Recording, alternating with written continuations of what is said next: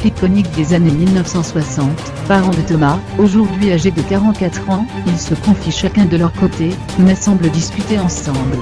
Lui assume de n'avoir pas été un compagnon facile à vivre, elle reconnaît ses absences et ses écarts à supporter, tout en lui déclarant son amour infaillible, que symbolise la magnifique chanson qu'elle a écrite avec Michel Berger et qui s'inspire de lui, message personnel. Françoise Hardy ne cachera donc pas l'importance de Jacques Dutronc dans sa vie, dont elle a accepté beaucoup de choses. On rencontre pas des gens comme lui souvent. Elle n'élude pas pour autant les difficultés. On a vécu ensemble au bout de 7 ans seulement. Et quand finalement, on a pris la décision, ça n'a pas été facile non plus, de vivre ensemble dans une grande maison. Et bien Thomas, qui avait 1 an et qui n'était pas habitué à le voir, l'a rejeté violemment pendant longtemps.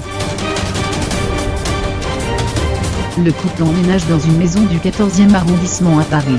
Les relations entre Jacques et Thomas Dutronc se sont apaisées. On voit dans le documentaire de tendres photos du père et de son fils jouant au flipper. Malicieusement, quand on lui demande s'il s'occupe de son enfant, le chanteur répond « Oui bien sûr, enfin c'est surtout lui qui s'occupe de moi ». Marié en 1981 avec Françoise Hardy, Jacques Dutronc vit séparé, mais pas divorcé, depuis les années 1990 de la chanteuse et auteure. Très attachée, elle a su toutefois faire de la place à la femme qui occupe aussi son cœur désormais. Je suis contente qu'il soit avec quelqu'un qui puisse faire pour lui tout, ce que je ne suis plus capable de faire.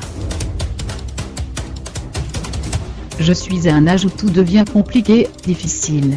J'ai beaucoup de mal à m'occuper de moi, alors de lui. Dutronc, la vie malgré lui est toujours visible en replay sur France 3 jusqu'au vendredi 22 décembre.